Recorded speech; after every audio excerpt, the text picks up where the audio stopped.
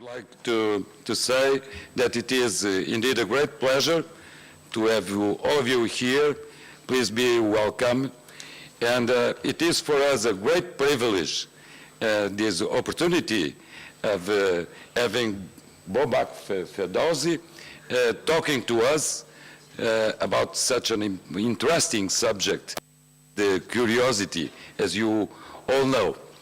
So, on behalf of the school, again, let me express you our gratitude for being with us here. We cannot wait for listen to you and what you are. I'm sure you are about to surprise us about this quite interesting machine up there in Mars. So very interesting. And allow me as well a final word. To thank the American Embassy in Lisbon. It is indeed for us a cooperation that is very important, that we appreciate so much and we value so much, and that throughout time has allowed us these opportunities, this one and so many others that are so important for our school and also for all young people from surrounding schools of the faculty and the colleagues that are here. So again, for all of you, please be welcome.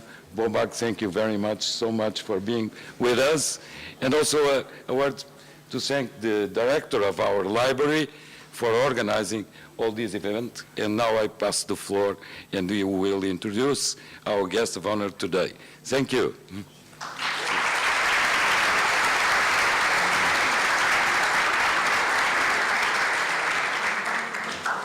Okay, good afternoon. It's a real big pleasure to have all of you here. Some of you are from the faculty, some are from outside the faculty. So those that are from the faculty know a little bit these activities. For those that are from outside, it's the first time you came here. I wish you look also after this meeting or this seminar to the surroundings, see how the campus looks.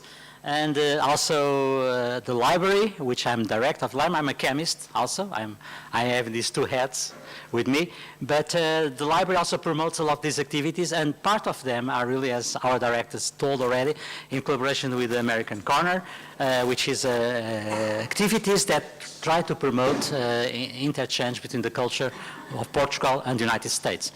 If you look to the site of the library, it's very easy to go there. Library Biblioteca, FCT-UNLPT. It's going to be very easy to see what is the program, what is going on. So you can come more often. We hope you come more often, not only as visitors, but maybe as future students from our campus. So you are most welcome to come here and make your studies. Today, this afternoon is a special event. We profit a lot of these opportunities to have American visitors that come around and bring their knowledge, their expertises, and today is going to be lots of curiosity what's going on, because it's about the program that launched Curiosity in March. By the way, a newspaper told that it's not aterragem, it's amartagem, because it goes to Mars. So, and he's landing there, and Bobak was on the control of all these operations. I think is a challenge. I see most of you and myself, why not? We'd like to do that. It's an impressive activity. So what I can tell is an engineer, is an engineer, and you see engineering, as a school is an engineering school, can promote you different flights, different limits, and this is a good example for what you can do, what you learn at university. So Bobak is a really an honor, a pleasure. We have been talking a little bit outside, and he knows he's enthusiastic, he loves what he do, and this is the most important of everything. We must do what we like. It's the most important. Don't be constrained by other things. Do what you like. And let's listen to Bobak. Thank you.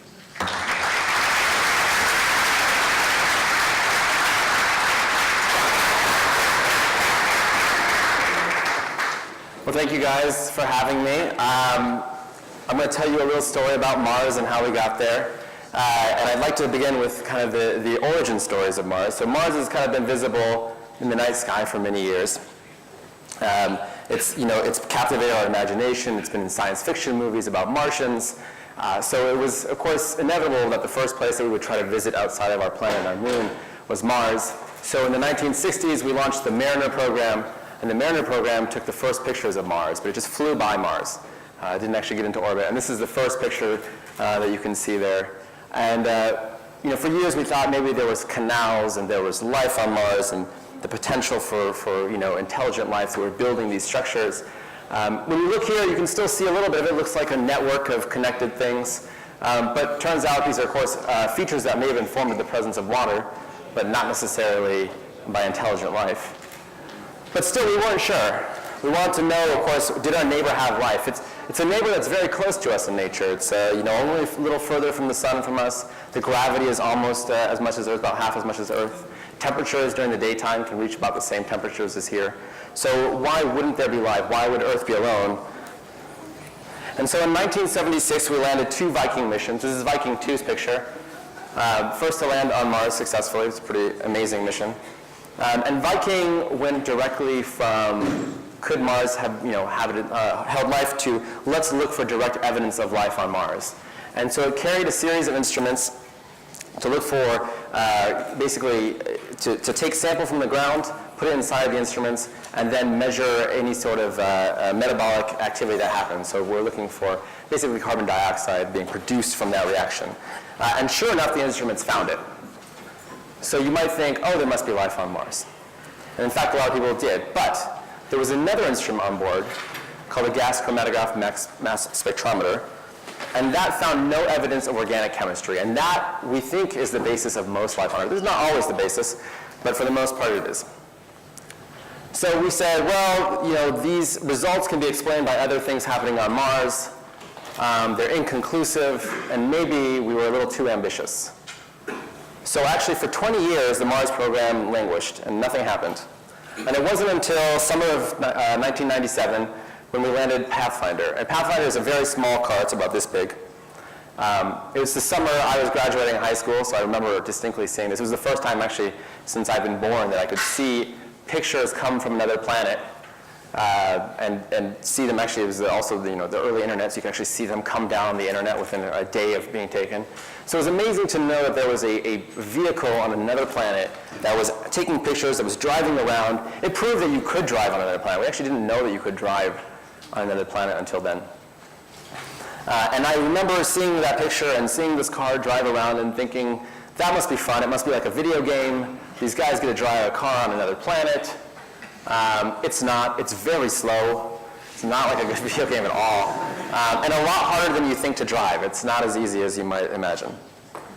But this is the mission that got me excited, and it gets me excited in a number of ways. One, because yes, it's amazing to see this, but another thing that we kind of lose context of in the space missions is that human element. And I know that this is a robotic mission, but at the same time, I can see this, I can look at this, and I know that humans built it. It's something special about seeing the years of hard work of somebody sitting there on the surface of another planet, knowing that it's there, as opposed to just, you can imagine that, missions are around other planets, but there's something about physically seeing them with your own eyes. So it came to pass that I worked on a mission called Curiosity. I started in November 2003. We had a team of about 30 people. Eventually we would grow to about a team of about 1,000 people. And I worked on a bunch of things. I worked on making maps of Mars. I worked on writing requirements on what the mission had to do. Eventually to working on testing scenarios from launch until landing. So making sure that all those functions work together to get us safely from Earth to Mars. And this piece right here, this ring, is called the cruise stage. That's what I worked for almost 4 years on. Sadly, it is just a mess on Mars now. We drop it off about 20 minutes before we enter the atmosphere. It just smashes into the planet, ruined forever. So everything that I worked on is now just a wreck. But at the same time, it did its job exactly like it was supposed to do. It got us safely from Earth to Mars. It's a 400 million kilometer journey. And by the time we got to Mars, we knew exactly where we were to within 10 meters. So imagine trying to do that on another planet and have that kind of accuracy. Without a GPS system, by the way, so it's impressive.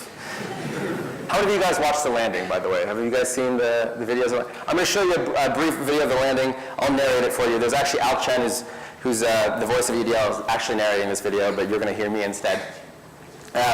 So here we are. This is about 7 minutes from the start of the entry, what we call entry, descent, and landing, EDL, to the time we land. And remember, at this point, Mars is actually 14 minutes away. I broke something, but that's fine. I'm used to that. It's about 14 minutes away, so everything that's happening here has already actually happened 14 minutes ago. So everything here has to happen completely autonomously on board the vehicle. There's no way to control it from the Earth, because you can imagine that's a 28-minute round-trip cycle. Nobody would play that video game. So here we are, we're at the top of the atmosphere. We're going about 20,000 kilometers an hour. We're getting sped up by Mars gravity, we're getting pulled in, and we need to slow down quite a bit so that we can land softly on the surface of Mars. And so what we do is we hit the top of the atmosphere. We basically are going to bluntly hit the atmosphere, so we're generating tons of heat and creating friction with the atmosphere. That's what you see there. And we're experiencing around 10 times Earth's gravity in terms of deceleration. The temperatures on the surface there are getting to around 1,600 degrees Kelvin. Very hot. We're also maneuvering through the atmosphere as we do this, so we're guiding our entry. The first time we've done that on Mars. We'll then open up the parachute, so that takes us from about 1,500 kilometers an hour down to about 200 kilometers an hour. It's the largest supersonic parachute, meaning faster than the speed of sound, parachute ever made. That's on any planet. And so that'll slow us down a bit, and now you see we've lost the heat shield, and we're looking for the ground with our radar system to determine actually where we are relative to the surface. We don't actually care where we are relative to the landing site, we're just looking for a nice flat place to land on. We drop out of the parachute, the back shield there. We're coming down on powered rockets. That's on the descent stage, as we call it. It's still looking at the ground with the radar the whole time. That's actual footage. And about 100 meters off the ground, we start doing this maneuver where we drop the rover down slowly. We let the mobility system, the drive system, deploy, and then we try to come down nice and soft on the ground, less than a meter per second of landing velocity. At the end, once the descent stage realizes that we're softly on the ground, it cuts the ties to the rover, it throttles up the engines, flies off, and crashes into elsewhere on Mars. The result is a lot of grown men and women crying and jumping up and down. If you look carefully, you see a lot of missed high fives. There's all of us trying to... It happens. The worst is the awkward high five, where one guy is trying to hug the other person like smashes them.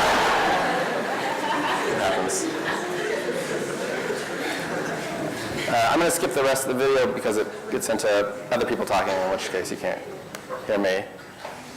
So this is one of the images that you kind of saw briefly.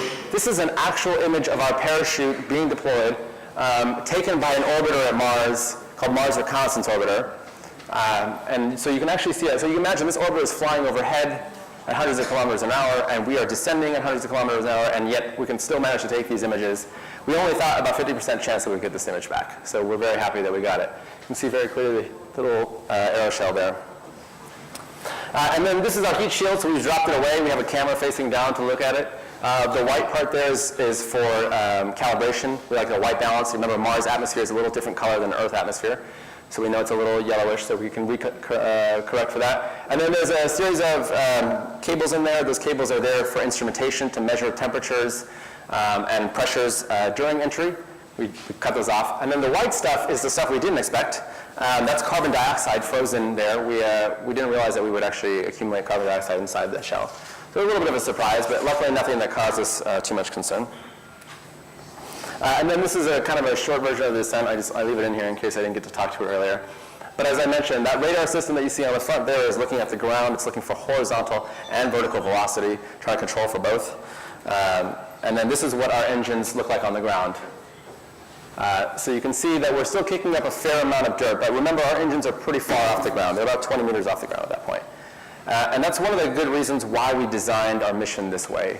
We didn't want to keep the engines close to the ground because we were afraid that if we got too close to the ground, one, we might kick up too much dirt and the radar wouldn't see the ground safely. Two, we were concerned that we might actually bury into the ground. In other words, our engines would be so powerful and the ground might be soft enough that we would create like a hole where we would land and then we wouldn't be able to get out of the hole. So we would not have a very useful mission.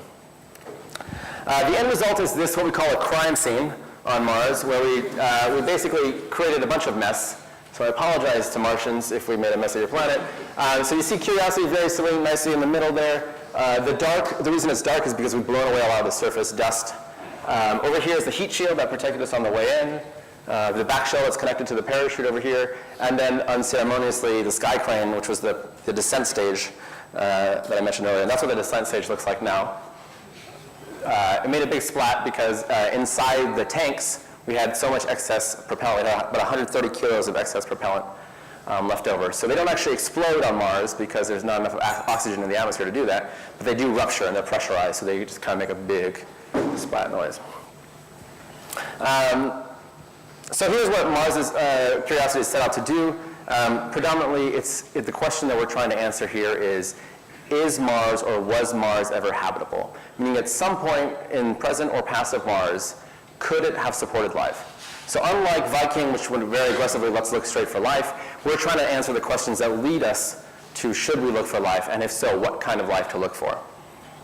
And to do that, we have 10 instruments contributed from around the world. I mean, there's the United States, of course, but Canada, France, Spain, and Russia. That all contributed instruments, and most of our Mars missions and interplanetary missions have become increasingly international collaboration. Some of the fun things that you can see here, I will try to point out. We have a laser to zap the ground that tells us about the basic chemistry of the rock. We have additional instruments for chemistry and mineralogy. Inside there, we can tell you the weather on Mars. Last week, the high was 8 degrees Celsius. We have instruments to actually acquire sample from the surface, which is something we've never been able to do before, and put them into the rover for more analysis. And we can look for subsurface hydrogen, which is sort of a proxy for maybe subsurface water or ice. So those are some of the main ones. We also carry a radiation detector to look for radiation environment for humans in the future. This is a close-up of the drill and sample system. So basically, this arm comes out, it's about 2 meters long, and we can rotate the turret at the end of it. That's the turret. In fact, this turret alone, just this part, weighs more than that first rover we landed on Mars in 1997. So it's big. It's a big rover. It's about the size of a Mini Cooper size car. And to give you the state of the art in space technology, I've compared it to what was state of the art when we landed, the iPhone 5. I always like pointing this out because most people think, oh man, what amazing computers Curiosity must have. No, they're not very amazing. To give you an example, this is great because in 1976 they landed on 18K of memory. The entire memory for Viking was 18K. So remember, we're very fortunate to even have state-of-the-art in 2003 computing technology. And you might ask yourself, oh, why are they so far behind in technology? Well, the main reason is if you think about the design process. So I started in November 2003. We landed in August 2012, but we launched in November 2011. So it was 8 years, basically, from the time I started to the time that we launched. And of course, that's the last chance you have to fix anything anyway, except for in software. And so really what happens is our test program and our decisions have to happen in 2005, 2006. And those parts that we pick in 2005 and 2006 have to be qualified for the space environment. And that's because space has a much more significant radiation environment once we leave the Earth's orbit. So these things basically need to be state-of-the-art for space qualified in 2005, which really means they're the early 2000s technology. The big advantages that we have over the iPhone, much bigger battery, 2 of them, I mean. And we don't ever have to plug in. We carry our own plutonium source that gives us about 110 watts. So unlike charging your phone every day, maybe twice a day sometimes, this guy will go for a very long time. And that has to be the design. So Curiosity was actually specially designed because we told the science team we would like to be able to land anywhere between plus and minus 45 degrees latitude. Which means that during the winter in one of those high latitudes, solar power is no longer an option. We wouldn't have enough energy to keep the rover warm, let alone to operate. So we get the 110 watts constantly. It charges the batteries. During the day while we're awake, while we're operating, we're actually using a little bit more than 110 watts typically, so we're pulling down the battery. And during the night while we sleep, we only use around 40 to 50 watts, and we keep the rover warm, just warm enough, and so we recharge the battery. So that's a daily cycle. In addition, we do get very good data rates given that we're on another planet, all the way up to 2 megabits per second. That's using Mars Reconnaissance Orbiter, the orbiter I told you about at Mars. So they have a much bigger antenna than us, so we can relay up to them and they can send it back to Earth for us. Otherwise, directly to Earth, we do 800 bits per second, which is, it's okay for 2003. So this is one of the first panoramas we took of Mars. And you can kind of see why we landed here. It's a nice big flat area. The engineering team wanted to land on nice flat safe stuff because we're always afraid that we land on a slope, we might not come out of that slope alive. We land on a high rock, we don't know exactly what would happen. So we chose a nice flat landing site, and the thing we want to get to, Mount Sharp there, is just in the distance. So it was kind of the goal was to land in a circle near Mount Sharp, but without actually putting the circle overlapping the mountain. You can still see a little bit of the burn marks from the engines there. So we didn't do perfectly what we wanted to do, but it's still very good. And here's some context. So Mount Sharp in the context of some of the other mountains, still 5.5 kilometers high, so very tall mountain, relatively speaking. That's not above the crater floor. That's above what we call sea level on Mars. So sea level on Mars, since there's actually no sea, is defined by a mission that went there earlier. They mapped the surface with laser altimetry, and they defined the average as sea level. So it's 5.5 kilometers above the average of Mars. And this is why you go to Mount Sharp. So this is actually a zoom in. We have a 10-time zoom camera on the rover. This is pretty good for 2 megapixels, I would say. And you can kind of see the features why we're really interested. So you can see the stratigraphy, meaning you can see that time-ordered history of Mars. And that's what scientists really like. Here on Earth, you might see that in somewhere like the Grand Canyon. So you can again see the layers that preserve different periods of time on Mars. And I'll give you another shot. So this is, again, zoomed in. Here you see windswept material near the base of the mountain. So there's wind that's blowing, albeit very low pressure wind on Mars because there's not a lot of atmosphere. So you wouldn't, even hundreds of kilometers an hour wind, you'd be able to stand there without feeling very much. But that stuff still slowly builds up against the bottom of the mountain. And why did we choose this place? Well, we thought there'd be water there. We can see from the orbital images that there is a break in the crater wall, so we're inside of a crater actually. And there would have been water that would have flown into here. Clays show the presence of being formed in water. And this river wouldn't have actually stayed as a river, but it would have become a fan. So in other words, it would have been a river that slowly moved over time. And we wanted to prove that we were good enough to guess from space what we would see on the ground. And sure enough, within about 5 sols after landing, we see this material here called conglomerate at a site called Link. If it doesn't immediately look like to you, it looked like to me, broken sidewalk or asphalt. That's because both of those are formed in the presence of water. So we make both of those things with various sized pebbles and water, and they sink together and they create this material. So we knew at one point there was water where we landed, and that water would have been anywhere from ankle to waist high. So I can imagine myself 4 billion years ago on Mars wading through this lake or river that was there at one point. The next thing to do was to check out whether the rover had safely landed, meaning we touched down at the right speeds, but we wanted to make sure all the instruments were still working. We wanted to get our first sample of Mars, and we wanted to test all those little connections and everything else that works. So we looked for a place where we could scoop a sample, and we did our first trench. So we drive the wheel in there. We look for how deep this is because we want to make sure that we can scoop it without scraping the bottom of something. And sure enough, we were able to scoop just fine. So this is, again, the same wheel trench. Here's 5 scoops of Mars that we took. Why do we take so many scoops of Mars? Well, it's because inside the rover, believe it or not, when we did our first test, we still saw atmosphere from Florida where we launched out of. So we managed somehow to keep that contained within the rover for so long, but we wanted to make sure that whatever samples we took of Mars were essentially had some Martian origin. So we basically did the equivalent of going to the dentist where you rinse your mouth several times and then you spit it out until it's clean. We did that with Mars dirt. And then you might ask yourself, how do you take a picture of a car on Mars without another vehicle there? And the answer is we have a 2-meter arm with a camera on the end of it. So we just do this 55 times. It's the best, it's the best selfie though, guys. I mean, just saying. The next step was to get there for the reason we were really interested, which was we wanted to drill into Mars. So we brought the drill because we said, look, we know the surface of Mars is essentially, it's oxidized, it's been blasted by radiation for billions of years. What we want is the stuff that's been protected inside the rock. And I like this picture so much. This is the very first drill. This is actually the very first drill we did. This is the second drill we did. But this is the first time we took sample. We do always a test drill just to make sure the rock isn't going to be too hard or damage the drill. And I love this because you can still see the very red Mars that we're all very familiar with. But immediately you drill into the rock and you see it's gray rocks, just like you would find on Earth. So that's the reason why you bring a drill with you, because we know that inside that shell is something good that's preserved. And so we took a bunch of analyses with this. This is our Chemin instrument. mostly showing that the sample is very basaltic in nature, so looking like volcanic rock here on Earth that we see like in Hawaii. In our SAM instrument, our other instrument, we look and we see a number of things. We see water that's been preserved inside the rock. We see carbon dioxide, of course, oxygen, and sulfur dioxide. So again, a lot of the ingredients that are necessary for life.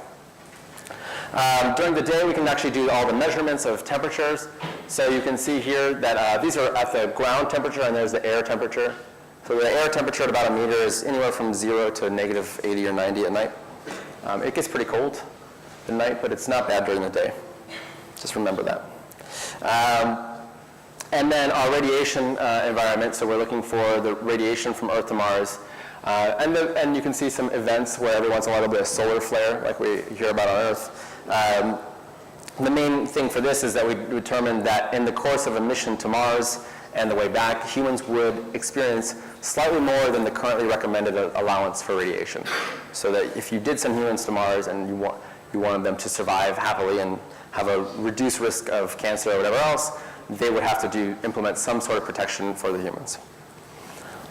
We also have the ability to breathe the atmosphere. Nothing majorly surprising here. One exciting thing is we found that there was slightly higher abundance of argon than nitrogen. And the other thing that we found was we looked for methane, which previous missions had said maybe there's a chance there's methane on Mars. We can detect all the way down here to 1.3 parts per billion. We could see no methane. So that's our ground truth for now. This is a similar plot to what you saw before, so I'm going to skip that one. So what was the ultimate answer? Well, the ultimate answer from the very first drill that we did, so the kind of amazingly the jackpot on Mars, was that yes, Mars was habitable in the past. And what do we mean by that? We mean that there was water on Mars, that water was actually almost potable, meaning that we drank that water, very fresh water, not acidic or basic in nature. That there were salts dissolved in that water, and that all the key ingredients were present for life that could survive. So meaning not all types of life would have survived or thrived in that environment, but we know of microbial life on Earth that can survive on those same ingredients. So it's a pretty impressive find to say now there are 2 planets in the solar system that could potentially have harbored life at one point. But ultimately the destination was to get to Mount Sharp. So we hadn't gotten there yet, and that was our first finding. And along the way we actually became pretty good detectives. This is one of the things they don't teach you in engineering or sciences, is that you can actually learn a lot more about a spacecraft sometimes after you've left Earth.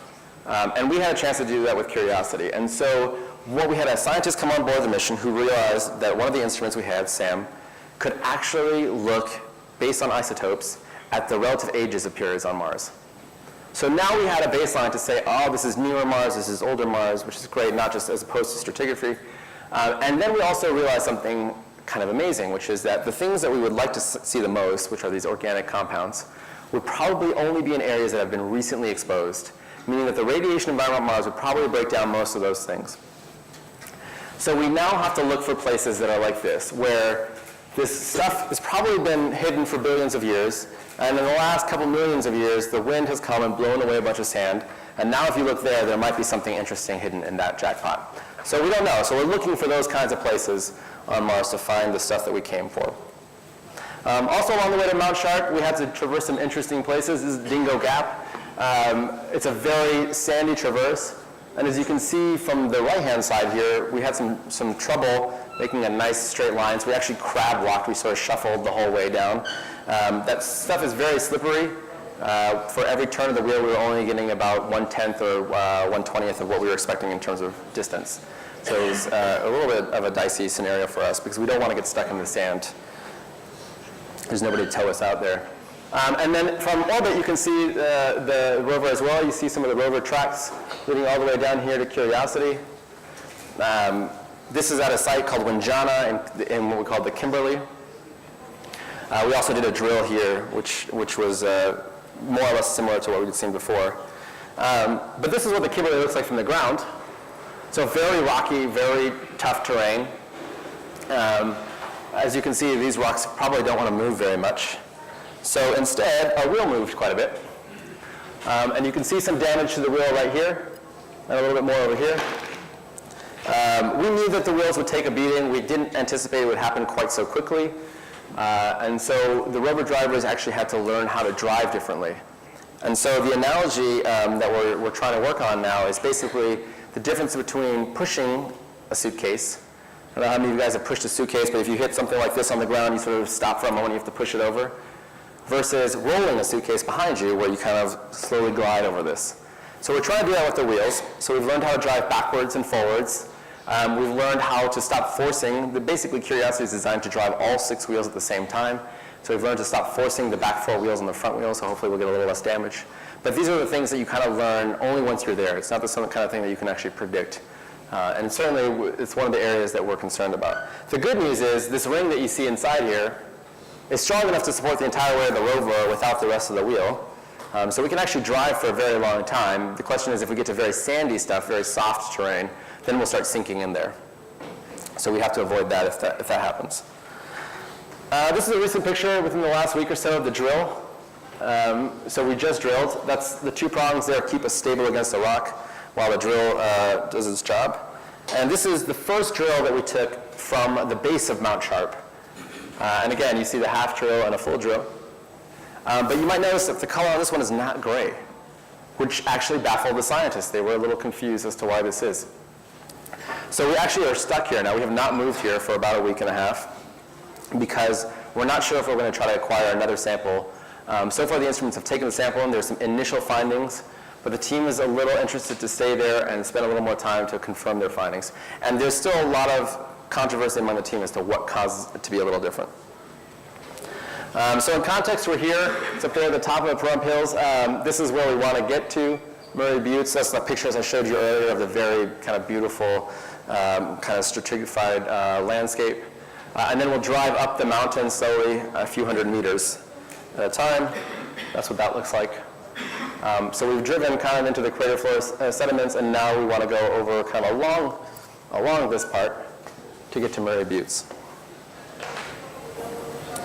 And then again, a different perspective of that same thing. So you can see the different types of terrain that we're trying to hit along the way. This is one of my favorite pictures. We took this about 6 months ago. It's Earth. It's a small speck. You can barely, I don't even know if all of you guys can see it in this room.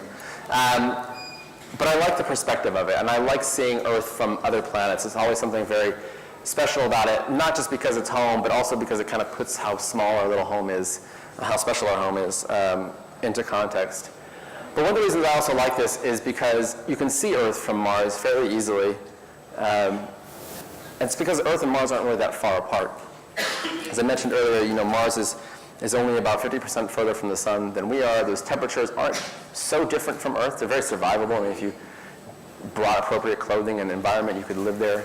The gravity is not so different from Earth. There was water once on Mars. So Mars kind of provides us with a mirror in which to reflect on where Earth fits in the cosmic scale. In other words, why is Earth so special? Why do we have a planet with life and water and all these interesting things, where just a little bit further down the road you see this sort of barren wasteland? And so that's the kind of question that we're trying to answer when we go to places like Mars. Al Chen, who was narrating the video that I narrated over his voice, so I'm sorry, Al, said it most beautifully, I think, on landing night, which was touchdown confirmed. Let's see where Curiosity will take us. And I love that talk because it's, of course, yes, it's about Curiosity, our mission, but ultimately it's about human curiosity. Where does our curiosity take us in the cosmos? Where do we want to understand about the world around us?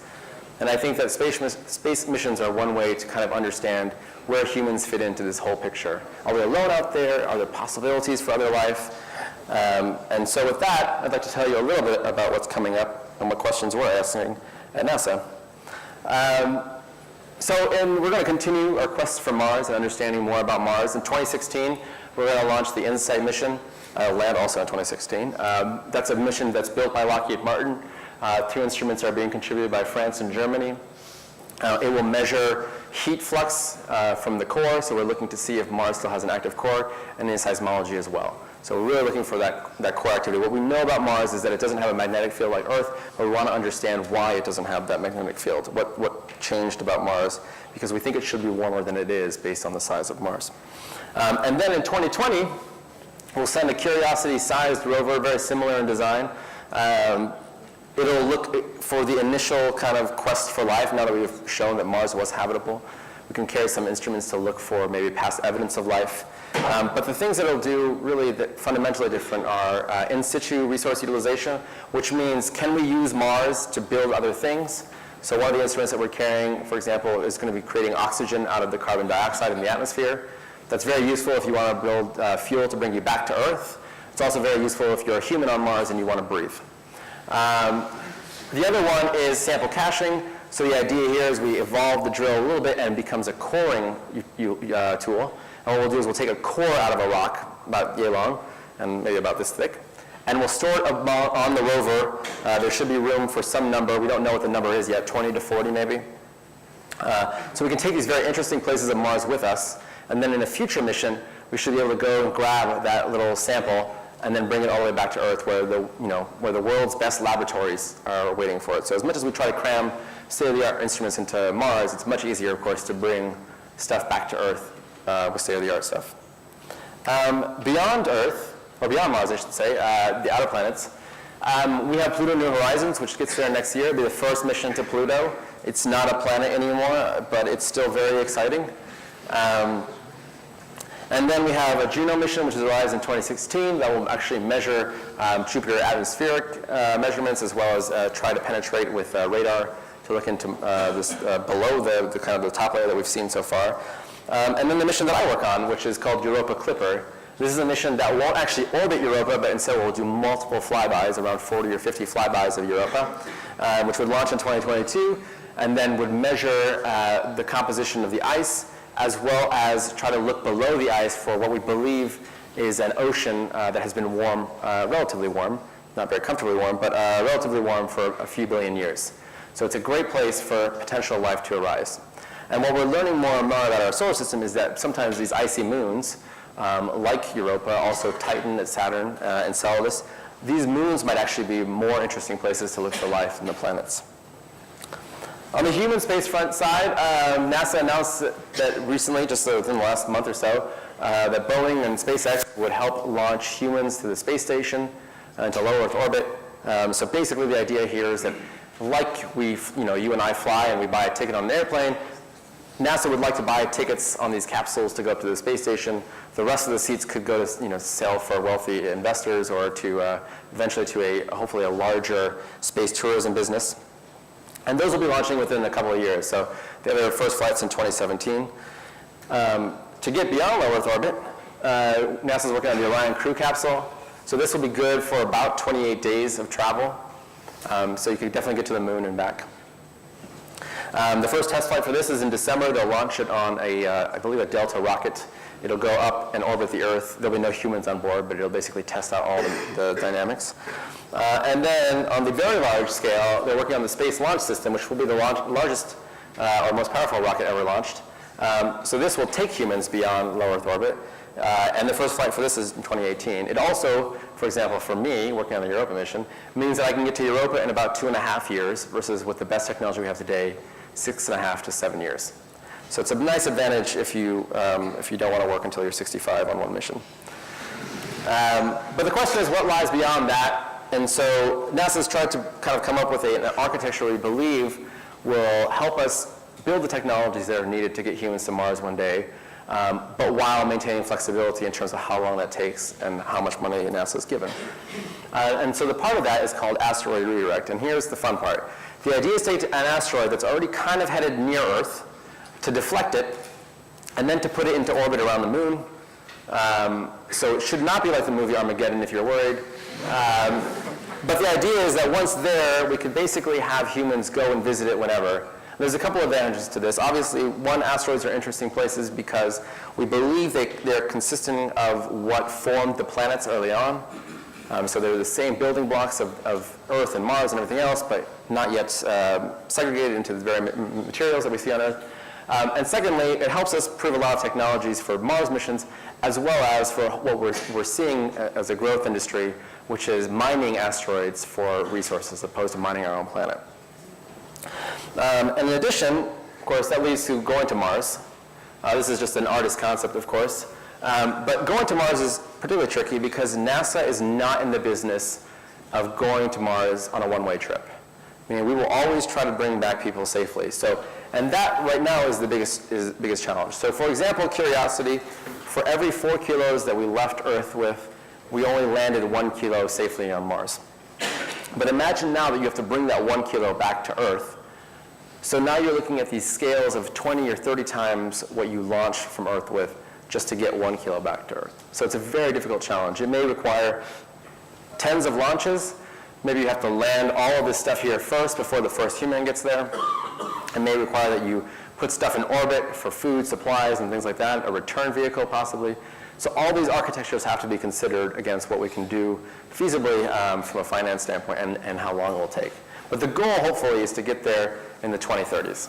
So some of you guys are potential age that you could be on a mission, I guess, to go to Mars if you wanted to be. And so that's it for my presentation. That's kind of where we are. I would like to hear questions, because those are my favorite things.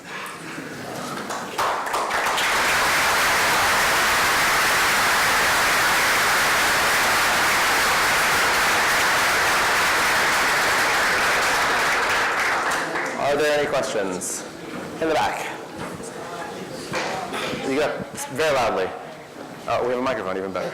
So recently, the latest SpaceX capsule sent a 3D printer up to the ISS, if I'm not mistaken. Are there any future plans to maybe integrate additive manufacturing technologies into robotic missions so that these machines could probably make replacement parts or even upgrade their sensors? So yeah, I mean, right, the Dragon capsule carried a 3D printer to the space station for the first time, as you mentioned. We're going to see how well that operates. One of the issues is typically those operating parts are far more complex than 3D printing allows us to build at this point. But I think that you could see as future missions evolve that they would kind of design around what is rebuildable. Meaning that you might see missions built with parts that are essentially replaceable en route or maybe in orbit, depending on what happens. But of course, the real issue there is that you still have to carry the material supplies to build those parts. So it allows you some flexibility on what parts you can build, but you're still carrying extra mass. And right now, the biggest enemy of any space mission is extra mass. So it's kind of an interesting dynamic. But we'll see. I mean, it's certainly, I think the field is just starting, so we'll see how well they do it. And if they can find clever ways of melting down parts or reusing other parts, then that may even be more valuable. Yeah. Other questions?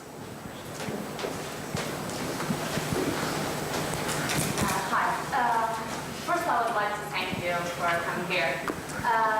Next, my question. Although there's not a big difference between the duration of the day here and on Mars, in a couple of weeks, that reflects in a huge difference in what is day here and what's day in Mars. How did that impact your life? What affected your life, your way of living? Great. That's a great question. It's like you read in mind. I love that question. As she said, the Mars day is about 40 minutes longer than the Earth day, so it's 24 hours and 40 minutes long. On the way to Mars, we don't care. We operate essentially completely on Earth time. But as soon as you land on Mars, the question is, can you operate with the rover, or do you try to live on Earth time and realize that essentially every 37 days you cycle around?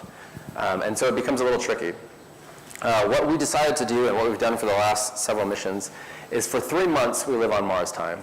And what that means is we actually live on kind of the opposite schedule of the rover.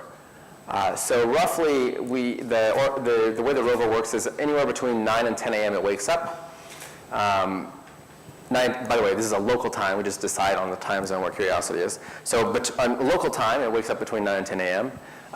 The Earth is in view. We send commands to the rover. It executes the commands until around 3 to 5 p.m. And then that's when the orbiters come overhead. So we see the orbiters. We send all the images and all the high bandwidth stuff back to the orbiters. They send it back to Earth. Then the team can start looking at the downlink and planning the next day, because we are a mission of discovery. So unlike maybe missions like Cassini and other missions around other planets, where they know exactly where they'll be in 6 weeks, we don't even know where we're going to be tomorrow. And so it's always an iterative process. So when we first landed, we were not particularly good at our jobs. That's not to say that we hadn't practiced, but you just don't know what you're going to encounter. And so we basically gave ourselves 16 hours to get the downlink, assess the downlink, and then planned the next day. So it was 2 shifts worth of work. And so for that period, we lived on Mars time. And we basically would wake up and come to work when the downlink would happen. So around 5 p.m. Mars time, we would operate from then until nearly 10 a.m. Mars time, and then we would send the commands to Mars. Eventually you get better and better at your job, and the 16 hours comes down to 8 or 9 hours where you can do it in 1 shift as opposed to 2 shifts. And that's essentially what happened with us. So for 3 months, we lived on a schedule where we were living at, whatever time of day. So the first day is 8 a.m., the next day is 8:40, and then 9:20, and then eventually I'm showing up to work at 2 a.m. and 3 a.m. and you name it. The good news is there's a small team that's doing it, so you have some friends. The bad news is you definitely miss out on some things in life. But I do know where you can go bowling all at 24 hours a day in Los Angeles. I know all the good donut shops, so there's some pros. But it's definitely, it's an amazing experience to live on Mars time. I'm glad I did it once. I don't never need to do it again. I do. Okay. Great question. Other ones? I really hope there's more, guys. Yeah.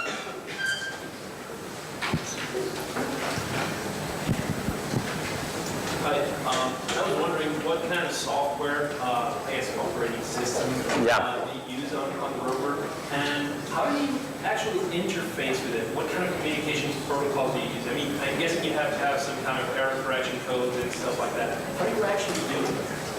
Oh, good. These are some good technical questions, of which I can only give you a handful of the answers. The code we run is called VxWorks. It's a software that's used mostly in embedded processing systems, so it's not usually traditionally used for high-power processors like your phone or computers like a desktop computer. It's much more likely to be found in a toaster oven than it is on state-of-the-art spacecraft. But what's been very reliable, we know these things have to work, essentially embedded systems have to work very robustly without a lot of interfaces because you're expecting your refrigerator to last for 5 years and not being able to cycle it all the time. So VX works for the most part, and then we program mostly in C and C++, the coding here on Earth, that is. The rover, the way we communicate, so we have a direct two-way communication ability with the rover. It's not the preferred means of communication, but that uses our deep space network, and then there's a Turbo 1.6 encoding, so it's essentially like it's got its own error detection and bit correction on there. For those of you guys aren't familiar, it's very similar to like how a CD works. Is if you can scratch a CD, it should still work. In theory, that doesn't always come true, but the idea is that you can sum a column and a row, and therefore you can see if there's a change in there. If you know what the end of each column and each row is supposed to be, you can tell where the correction has to be made and then fix it. The same thing essentially happens on board the computer as well. There's error detection and correction on the memory as well, because we know that there's radiation events on Mars, so we know that there will be changes.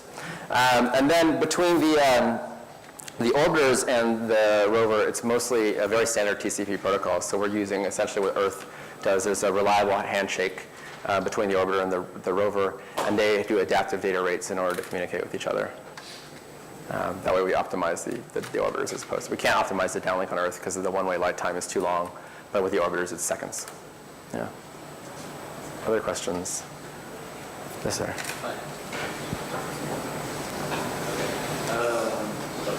That's good. Hi.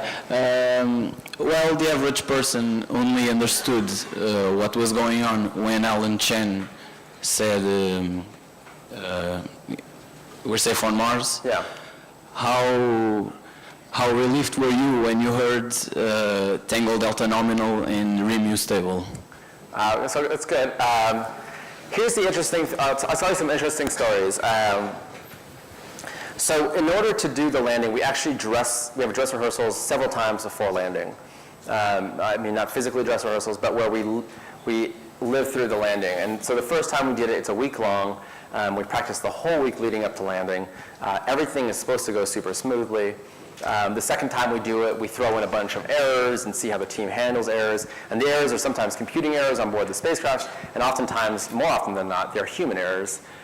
Where, for example, I have to go home sick because I ate sushi that day, and they send me out of the room and they say, team, deal with the fact that he's not here. And that's a thing that happens. We have to be prepared for that. For example, even on that day, we have to, if ever we were practice rehearsing and you had to go get food from somewhere, you had to leave for long enough to get food as if it was landing night. So if the restaurant that you were going to was open during your rehearsal, but wasn't going to be open on the day of landing, you had to go further down the road and eat it somewhere else. And all these things we're supposed to practice. The catch is, even in the good ones, we never actually had a successful landing. And why is that? Well, it's actually very difficult to simulate a landing here on Earth. So we have a test facility, we have a hardware version of the spacecraft that's flying to Mars. It doesn't look like a rover. There is a version that looks like a rover, but the version that we use for landing has all the stages, the cruise stage, the ascent stage, and the rover stage, and they're just boxes on a table that are cabled up. But the problem is trying to pretend that you are an orbiter at Mars listening to a rover that's landing with all these software racks usually means that there's a handover problem. You're getting some of the data and then all of a sudden it goes out because you're trying to hand it over from the deep space network to the orbiter. And so we actually never saw a real good landing, although we all knew what it was supposed to sound like. And it got to the point where after several rehearsals, the head of the project, Richard Cook at the time, comes in and says, if you guys don't act more excited during landing on landing night, they're never going to fund us for another mission. But to be honest, we had never seen a successful landing. So there were three things that were basically the keys for landing night that we knew. I mean, of course, all of those events are very exciting, right? Because everything is a one-time event. So, when we talk about we're entering the atmosphere, we talk about, the parachute's been deployed. We talk about finding the ground with the radar. We talk about entering the powered descent phase. We talk about sky cranes. So all those are very scary events because all those involve a number of one-time activities that you don't get a second chance at getting right. There is a piece of software called Second Chance that's running, but that's only there if one computer hiccups and the other computer can take over. But if the parachute doesn't open, that's it. That's game over for us, right? If a pyro doesn't fire and separate one thing from another, that's also game over for us. So each one of those things is a real scary event. So throughout there's some excitement. But the three things that we're looking for is Tango Delta nominal, which means that we've seen the touchdown. The RIMU stable, which is the IMU on board the rover, is showing that we're not still moving. And that our telecom signal is still strong, that we're still connected to the orbiters. And those three were the indicators that then gave us the go-ahead for the touchdown confirmed. But if you ever see the video, this version of the video doesn't have it, but if you ever see the video, there's one guy who starts jumping up and down 3 seconds before everybody else. And that's because he didn't hear the right word. I mean, he heard the right things. He's like, heard Tango Delta nominal, and he's like, yes! And the rest of us were like, you're supposed to wait until the three things are there. But yeah, so all of those were reliefs. We call him premature celebration guy. So all those reliefs. I mean, I used to joke occasionally because the thing I worked on the most gets jettisoned at 20 minutes before entry. And I used to joke that like, haha, my job is done. And I would just like leave the room at that point and be like, haha, good luck everybody else. But ultimately, we're all in this together. I mean, there's a big motivation on this team, obviously. When you work this hard, you're 5 or 10 years of your life, you're missing dinners, with your friends, or you're missing some event from somebody's, birthday, or you name it, because you have to kind of work on this thing. And so that's a real moment of celebration for all of us to share in. And you're always motivated a little bit by, I really hope my part isn't the part that messes this up. And it should never be. The answer is it never really is, of course. This is a team effort. Whatever I work on, somebody else is responsible for also checking that I did my work correctly, that I looked at all the right things. There's somebody else who should also be an expert with me. That works out most of the time. It doesn't always work out. But ultimately, yeah, we're also a little bit motivated by like, I don't want to be the guy to mess this up for everybody else. So a lot of relief came at the moment that we were safely on Mars, because then nobody was really blamed anymore. Yeah. Other questions? I feel like this side of the room is very quiet, and I'd like to hear from you guys. I'll just call on people. Hi. Like you said, the radiation levels on Mars are above the safety levels, and on the way to Mars there is nothing protecting. Like if you send humans to Mars, there's nothing protecting them. Like there is a magnetic field on Earth. Right. How do you are planning to deal with, like for example, a solar flare on the way to Mars and the radiation on Mars, since you don't have? Yeah, good question. So I don't work on the human side of the flight very much, but I can tell you some of the ideas they have. I mean, the way we often deal with it for missions that are at Jupiter, for example, is we build aluminum shielding or lead shielding or some sort of heavy metal that can, protect us from most of that. It doesn't scale very well. If you have to build a huge habitat for humans, you can't just add more metal to it. So then the question is, what can you use that already exists? So one of the things is you could line it maybe with some of your propellant near the edges. You could have the water that you need to drink also surround you. One of the less glamorous ideas is all the stuff that you make in the toilet would go into the walls and line the walls. Stuff it with diapers, you name it. So these are all concepts that people are coming up with. Obviously, it depends on how big the vehicle has to be. Can you surround it with all that stuff? And then for things like solar flares, they're often looking at like a smaller, more central location, essentially in the middle of the spacecraft, that maybe it would be a little small habitat that you couldn't really live in, but you could go into for a couple hours at a time if you knew there was elevated levels of radiation. So the idea is you just kind of hang out there for 2 or 3 hours while waiting for the solar flare to pass, and then you could come out and live in your normal quarters again.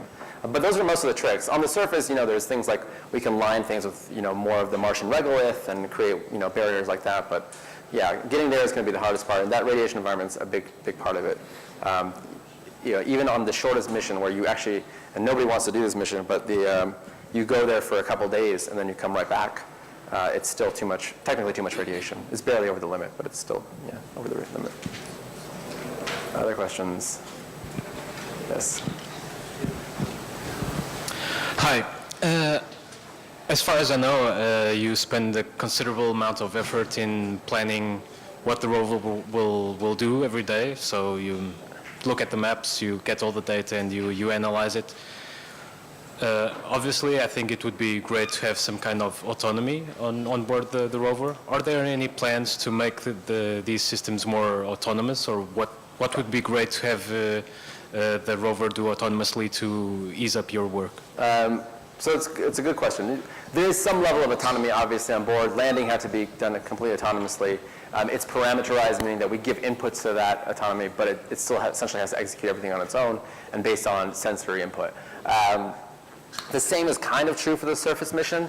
Again, it's parameterized, but we can do certain things. The driving can be done in a semi-autonomous mode, meaning for part of the driving, we can definitely tell you that it's a nice, safe path and you should drive. But in other parts of the driving where it's maybe a little more not rocky terrain, but kind of rolling terrain, where you can't see clearly behind the first roll in the ground, there's where you might turn it over to autonomy. In fact, we do, and we have a system called AutoNav. And that allows the rover to create stereo images of its own, to create a goodness map, essentially, how from red to green of how bad to good it goes, and then to choose a path ultimately that leads to an end target, but trying to get there through its own navigation. The real issue there is right now is a little bit of the processing power. In order for us to do that, we stop, we take the series of images, and then we process the images, and then we can drive forward. And that each stop takes about a minute and a half. So you can imagine you can drive half a meter to anywhere between half a meter to a meter and a half, depending on how good your last map was. And then you have to wait a minute and a half, create a new map, and then another half a meter, meter and a half, and so on and so forth.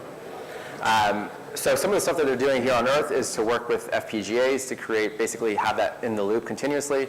So it's a less taxing version of the autonomous driving.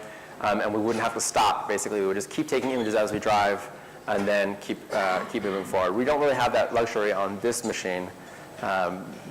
We try to keep our processor loads relatively low so that if there's other things that are data products being packetized at the same time, that they won't hit the CPU limit for too long.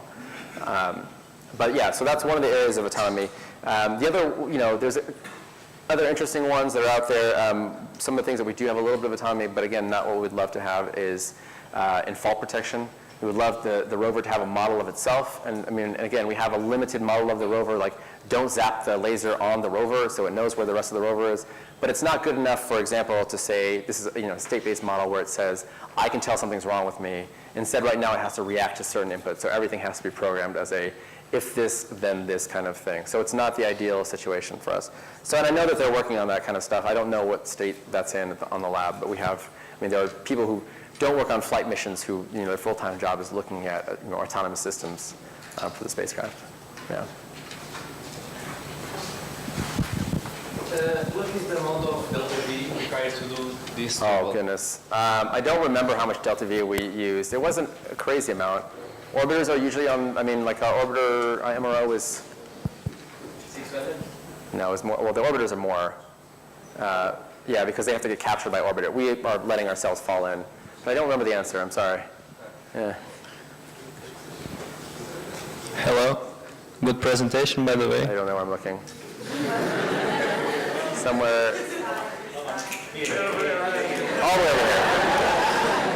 Whew. Yeah. Okay. Hello. Good presentation. Thank you very much. I have some questions. What happens if at a certain point the rover falls off a cliff or gets stuck on a rock or some of its components gets broken? Again, we're very good at only driving as far as we can clearly see and then letting the rover determine the rest. It is designed not to be able to drive off a cliff. It's looking at contrast, so if it sees a big contrast, it'll know that it's not, you know, something. And we're unlikely also to get stuck on a rock. So those failure modes are not likely, but it is easily, you know, perceivable that we lose a wheel or a wheel gets stuck. We've seen that happen before on Mars, and we start dragging the wheel. It means that reduced mobility usually. It doesn't mean that we can't drive. It just means that we can't drive as much per sol. Some of the issues that we've had, though, we have, I didn't mention it, but on the slide about the computers, we actually have 2 computers on board. In fact, most of the electronics are redundant, and so we can have a failure of one block and then swap over to the other side. We actually lost half of the first computer that we landed on, and when I say that, we lost half of a memory bank, which means that it's not ideal for operations anymore, but it's perfectly good as a backup, and if we had to operate on it, we could. Of course, if we keep losing, you know, bits of memory, it becomes a more and more challenging mission, and you have to plan around those kinds of things. We're pretty good at planning around stuff. We learned to drive a little bit better than we did before. We learned to operate with the main, a new computer and keep the other one as a backup. So I'd say that, generally speaking, we're fairly good at it, but there are certain things like, you know, again, if the arm fails, that's a single point failure. We don't have 2 arms on board. Then that's, you know, more or less going to be a very limited mission from there out. It'll be maybe atmospheric sampling and weather station, but, you know, the operations team would then probably fall back to a very small team. Yeah. Thank you. Good question. I have a question. Yes. Oh, again. Down here. Down here. Still here. Still here. Being that the U.S. doesn't use the metric system, is it hard for you to communicate with our scientists, and are there any mistakes in terms of the process? It's like, do you know about the history of this? Actually, no. Okay.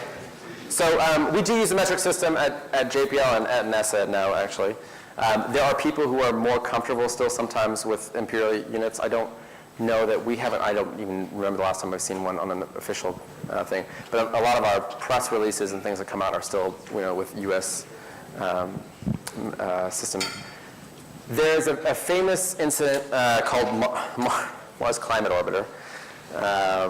We had an interesting period in NASA's past, a period called Better, Faster, Cheaper. And the idea was, instead of having these huge missions that took, you know, 8 or 9 years or 10 years to work, why don't we just build a bunch of small, cheap missions? And some of them would work, some of them wouldn't. Well, it turns out nobody's actually willing to accept any of them not working. They just want all of them to work still. So it's not really a better system. It just means you're more stressed out when you're building them. But Mars Climate Orbiter is one of the most famous ones because it was a joint venture between JPL and Lockheed. We were using metric, Lockheed was using imperial units. And the mission actually got underway just fine. It was in a specific area, I believe in navigation, where that came up. And there was a control issue, and they would see statistical errors in the maneuver, which could not be explained readily. And apparently, and I'm not, I mean, this is in the 90s, so this is before I'm there, but I'm not entirely clear why they never resolved it before they got to Mars. However, it turns out on the final maneuver that they probably just flew past Mars because they didn't control correctly. So yes, it's a real problem.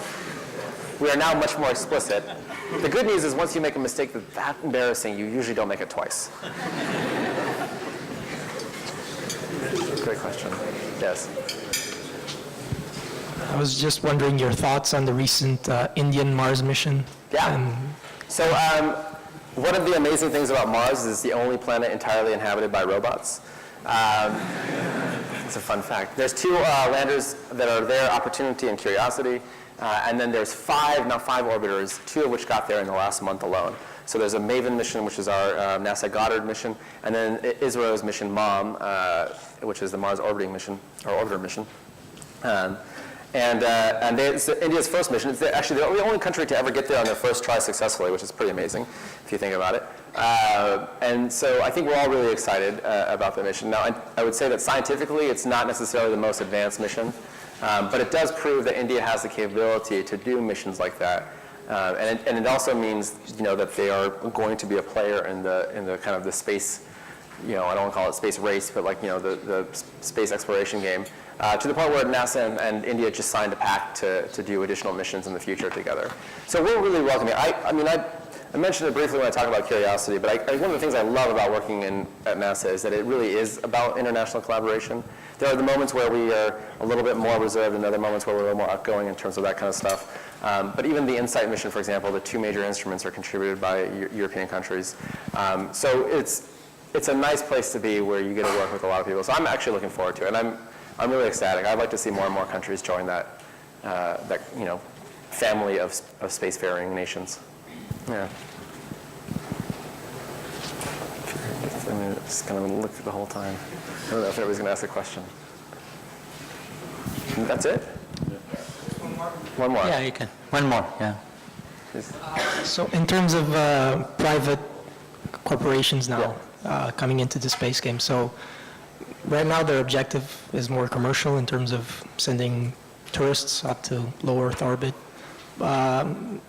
And I think the long-term plan is to have mineral extraction, like you were saying. So what are your thoughts on the viability of these things in the near future? So there's a bunch of really interesting stuff that's happening in what we call commercial space. For now, I would actually argue that SpaceX hasn't really changed the entire game of commercial space yet. They've definitely made the cost come down quite a bit, which is great for everybody. But right now, they're almost entirely government funded, meaning that NASA and other contracts are what's paying for them to build their missions. Eventually, the hope is that these companies will become more autonomous, meaning that there's commercial interests that will provide the majority of their income.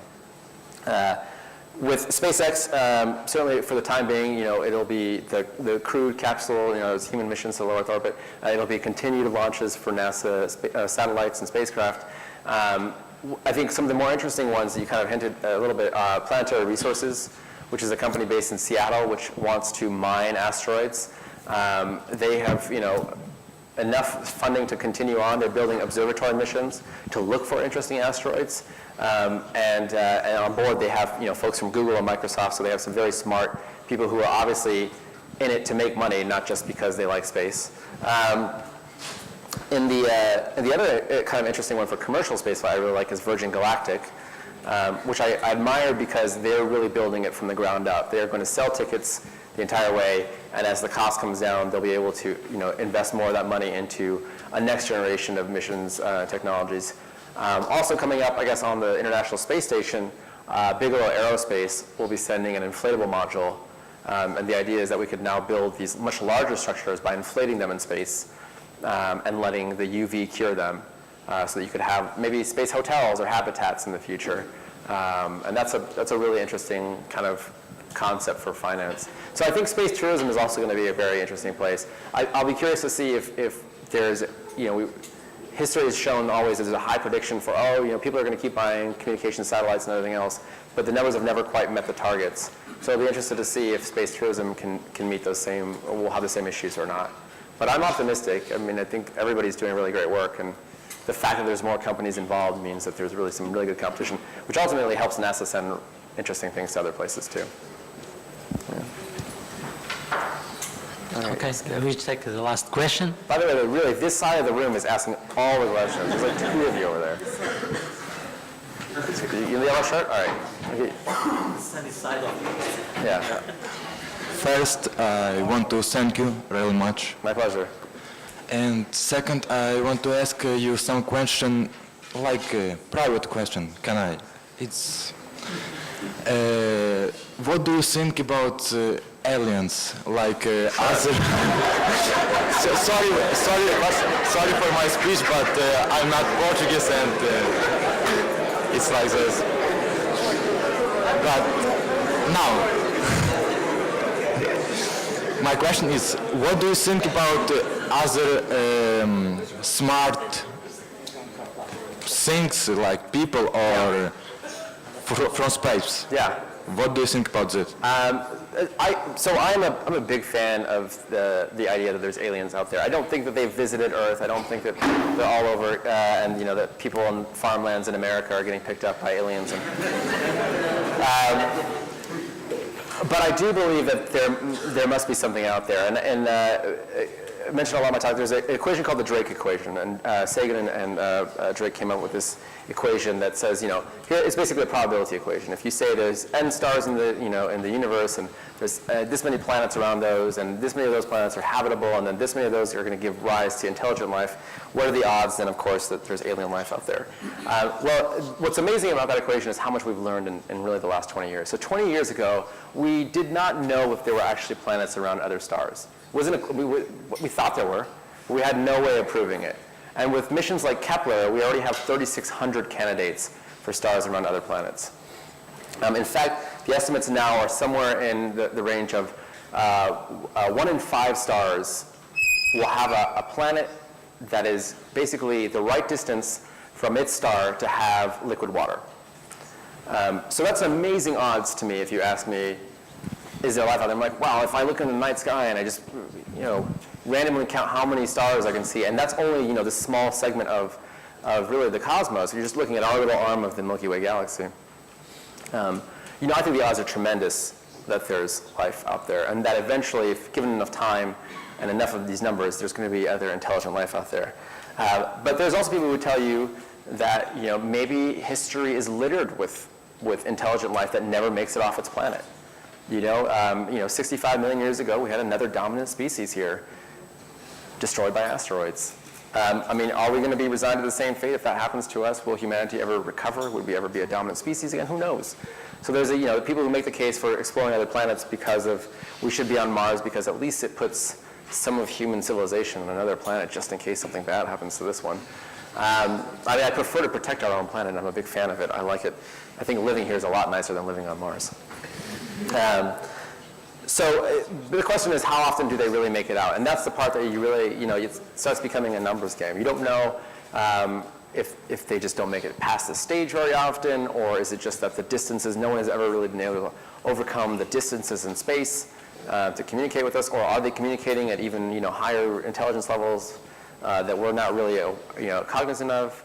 Right now, the first signals from Earth are barely hitting a handful of stars around us. That's not much in the scheme of things. So really the hope right now for us is to listen out there and maybe catch something that's interesting. And we have some guesses. We have what we call the water hole, which is a fairly quiet part of the spectrum in terms of radio waves in the cosmos. But there's no certainty that somebody else will choose that end of the spectrum or they'll choose something else. So I think, I'd like to say yes, they're out there, but no, we haven't talked to them yet. But I'm still hoping that we will one day. Hopefully in my lifetime. Yeah. I'm thinking that it's a long way up to Mars. Yes. It's a long way down to get back. I don't know if you intend to spend there only a week or a fortnight, but what about food supplies? How do you solve this problem? So great question. There's a couple of studies that are always undergoing. There are several designs for Mars missions. Some of which are minimum, meaning they only last a couple days, and some of which are a few months stay. And the trick with Mars is that there's an alignment every 26 months or so where it's a minimum energy to get from Earth to Mars and Mars to Earth. So you have to take advantage of these cycles essentially to launch and land and to return. So with food supplies, a lot of the historic thinking was, well, what if we send stuff there first to create oxygen, maybe a farm module that will land and start creating food for landed missions, and you prove all this stuff out before a first human gets there. Now there's increasing thought that really, if you think about how much it takes to carry all that stuff with you, it may actually still be easier to just carry all the food and supplies you need with you and just try to recycle as much of it as you can. So there's not really a yes or no or guaranteed answer to that. But it definitely, we're trying to evaluate those options. Obviously, for longer term missions, that equation slowly shifts in favor of carrying basically a source that can keep supplying for you. If it's only a few months long, it may still be much more easy to just carry supplies with you. But we don't even know the architecture yet. I mean, there's the whole concept of, do we send an orbiting mission that would bring people back home first? There's missions called cycling missions that essentially never enter orbit, but they just swing by Mars and swing back to Earth, and every 2 years they do this kind of repeating thing. And then you might just try to catch and launch and capture one of those. And you would have those already going back and forth, and they would carry people to and from Mars. Those are some of the concepts, but I can't tell you the answer. And I think that's going to ultimately come down to what we can carry with us and what we think we can build and how comfortable we feel testing the limits. I mean, it may be much more likely that the first mission to Mars just carries everything with it and proves that you can grow stuff on Mars, and it may be subsequent missions that start establishing renewable resources on another planet. Yeah. Is that it? I think there are still, No I think, two arms, and speak we loudly. take two questions, and then we have to finish. Really, we have to finish. 2 questions, please. Okay, all right. Great. Who's got the best question? You are the last one, okay? You are the last one. Make two questions on a row. Okay. First question. Do you have a think about put some bacteria in Mars just to watch what it happened? Okay. Okay, so that's an interesting question. So the question is, bacteria on Mars, would we carry it? There have always been people who said, yes, we should carry something with us and see if it reacts with the soil or does something interesting. I mean, the 70s really just, some of them just added water to soil and saw stuff would happen. There is a set of rules called planetary protection protocols that we are required to adhere to. And the goal there is essentially, until we have definitively answered whether Mars has life or doesn't have life, we don't want to introduce life to Mars.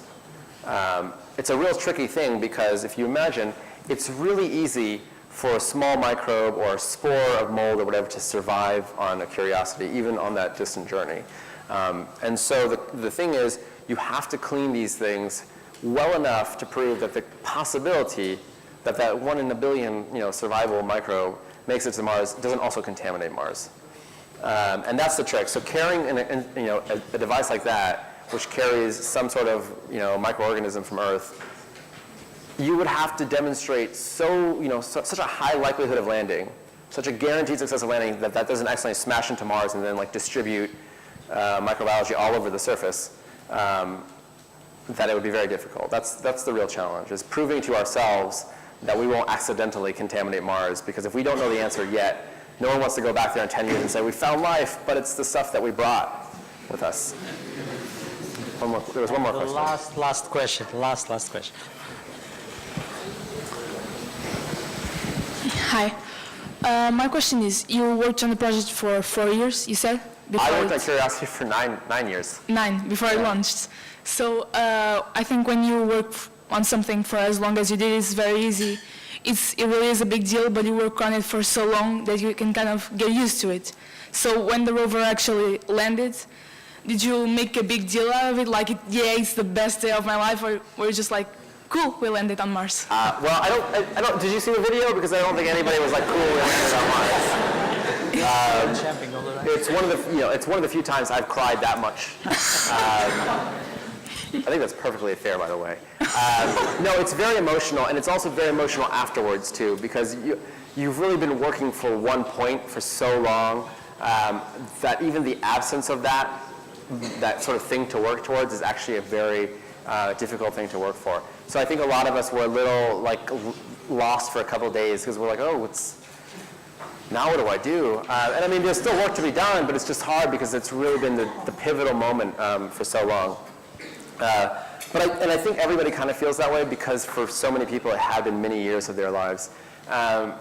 what's more interesting to me, and I have not yet experienced it, and I hesitatingly say I would like to experience it, is a failure. Because I mean, that was, so many years of my life and a success. But I would really think that as a judge of character, how would I survive that moment if it hadn't worked? And that would have been much more interesting for me. But yes, I mean, I'll also say that it's not 9 years of always working towards one moment. There's, you find things along the way that are sort of your pivotal moments. So when people say, like, how do you spend 9 years working on one thing? Well, the ultimate answer is I didn't spend 9 years working on one thing. I spent a year working on this and 6 months working on this and a year over here working on another part of this thing. So each one of those was its own sort of miniature reward. And I would like to say that even if we failed, I would have felt very good about all the stuff that I had learned and all the stuff that we did correctly. And remember, I mean, any time one of these missions gets this far, it's always 99.9% successful. And the problem is that 0.1% failure is what causes the entire thing to fail. But it doesn't mean that you didn't do everything else right. So it's a little bit of a challenge, but you have to sort of be ready for failure. And I actually didn't think the odds were super high. I put the odds in about 4 in 5 chance we'd land successfully, and 1 in 5 that we wouldn't. That was just my own guess. So I thought there was a 20% chance I'd walk away that night crying in a different way. Yeah. Okay, we have to come to the end, but we want to thank you all to come here, and we hope to see you in another flight, maybe in the near future. And I want to thank again to American Corner to provide you, and Bobak for sure. Big applause for him.